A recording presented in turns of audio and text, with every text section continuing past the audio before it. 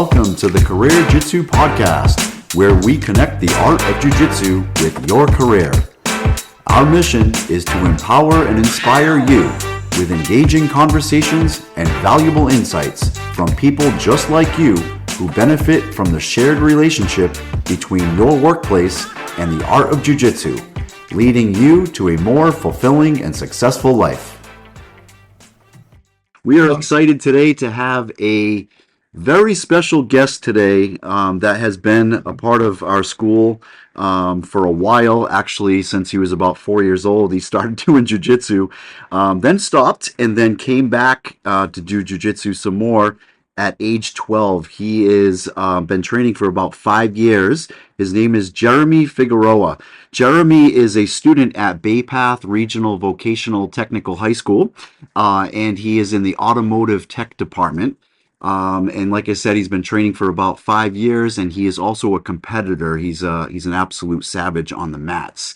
And he also is an entrepreneur, which we are going to really tap into that on my mindset of an entrepreneur, Frank.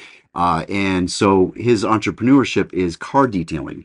He is really good at what he does. I've brought my truck to him, and he's detailed my truck, and it's looked amazing.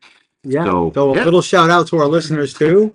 If you certainly want to patronize them, all the better, right? Yes. So, one of the things that I'm really excited about this is we haven't had a teenager on our show yet, which is very exciting. And I think the audience is both kids and adults are going to get a lot out of this. So if you're a parent, listen up. And if you're a teenager, listen up, because you're going to get a lot of wisdom right here.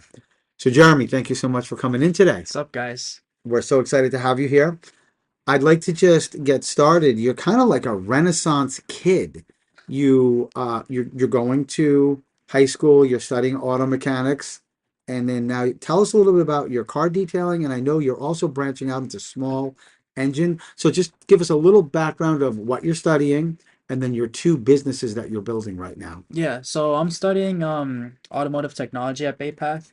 So that's just like fixing cars, all that trade. And it's really just to gain experience. I don't really want to pursue it like working at a shop and all that. Like I want to be my own boss.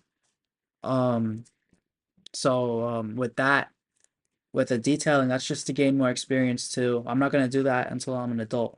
And then small engine repair, that's so I can, work on engines and just be familiar with that. So the end goal is to flip cars and work on engines and all that.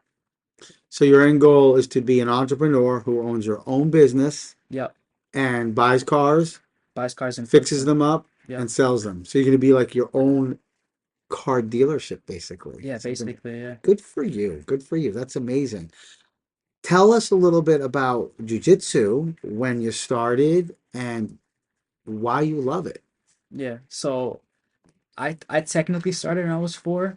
Jason remembers in the downstairs dojo, but I wasn't really tapped into it. I was more into motocross at the time. I was traveling around. What doesn't this kid do? And motocross is a pretty physical. That is very physical. Yeah, that's why you have such good grips probably in jiu-jitsu. Oh yeah. And that's why at age 4 he was like tapping out 10-year-olds. Yeah, and yeah, this kid is a savage. He really is. He does not feel like a kid when you roll with him. He feels like a grown man for sure. So you got into it at 4, and you did it for how long? I'm thinking like a year, maybe. Okay, about a year. Yeah, and then I stopped that, did motocross. I came back a couple years later. I was 12. And my dad's like, hey, maybe why don't you try MMA? And I tried MMA here for a little bit, trained that. And then I think it was Bree. Because I started talking to Bree like as a friend. And then she's like, oh, try jiu-jitsu. And I tried it. And I got tapped by her. First roll, she flips me over and I get like manhandled and I get tapped and I'm like, oh shit, like, dude.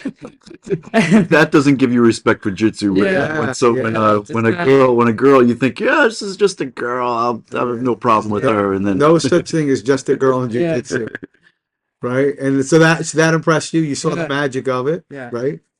And from there I was just hooked. And I would always watch, YouTube videos about jiu-jitsu, and I would always come to the classes. Um, Mike, I remember he was the first like coach I had, and he would teach me a lot. And then I would do good in the rolls. And then I remember he's like, "You need to chill. Like you're tapping all these kids, so we're gonna move you up one class." So that was the adult fundamentals class. Right. And then Andrew's like, "You're getting really good." It was like a couple months. So he moved me up to the drilling class, and I've just been here ever since. And you've been killing it. Yeah. And you've been doing some competitions. Oh yeah. Tell us a little bit about your experience with the competitions Yeah. and what that taught you and how that might relate to your businesses and your schooling. Yeah. So with competing, I've always been competitive since I was little. It goes back to the motocross and a little bit of basketball too. Like I've always been, wanting to win and being so competitive. So with jujitsu, you really have to like be humble with it. So you can't go in and you can't be like, oh, I'm gonna beat this guy's ass, but then you get tapped in like 2 seconds. Right. So you gotta really like, focus and be humble when you compete and all that. And that really translates, being an entrepreneur. So with detailing, like I can't be like, oh, I'm the best around and I want everybody in town to come to me. But because in Southbridge, there's a million other detailers, and Webster, there's detailers, Charlton, there's detailers. So I have competition, but I just have to stay to myself and just make myself better so I'm more appealing. But like realize that there's other people out there. I love that the whole kind of 1% every day. I'm just going to get better. Those other detailers, they're on their journey. I'm on my journey to get better. Yeah. Relates right to jujitsu, right to the business, any business really, Right. right? Yeah, absolutely.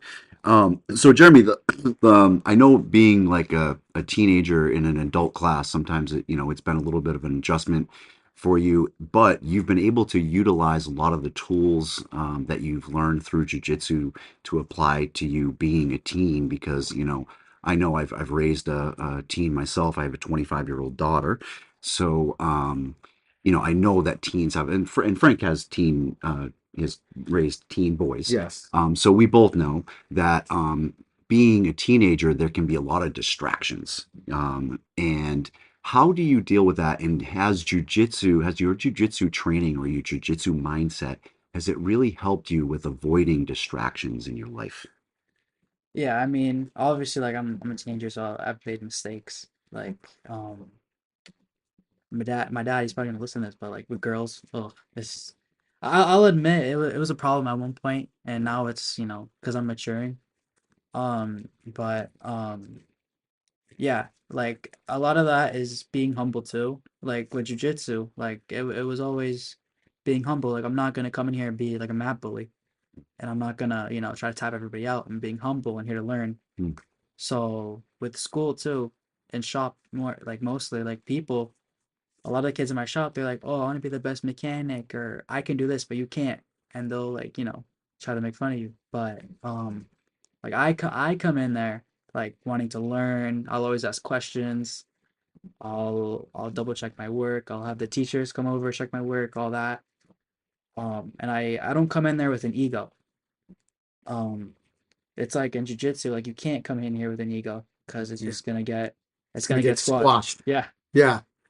So you can't come to shop with an ego because you're gonna make a mistake. Mhm. That's a Like, great, And great when you have analogy. that open mind to learn, you're focused. yeah, Right. And when you're focused, you don't let in those distractions. Yeah. yeah, That's something that you can take from people who do sports in general, people who do extracurricular activities in general. They get a better sense of focus in the classroom and what they're doing. As a teacher, I can tell you that right now. But I think especially with the martial arts, something like jujitsu, that just translates so sweetly to your academics and to your learning and coming into the shop. Can I just kind of piggyback off of that? Being a teenager, I know socially is not easy for there's no teenager, no matter how well adjusted they look, every teenager struggles with the social component of high school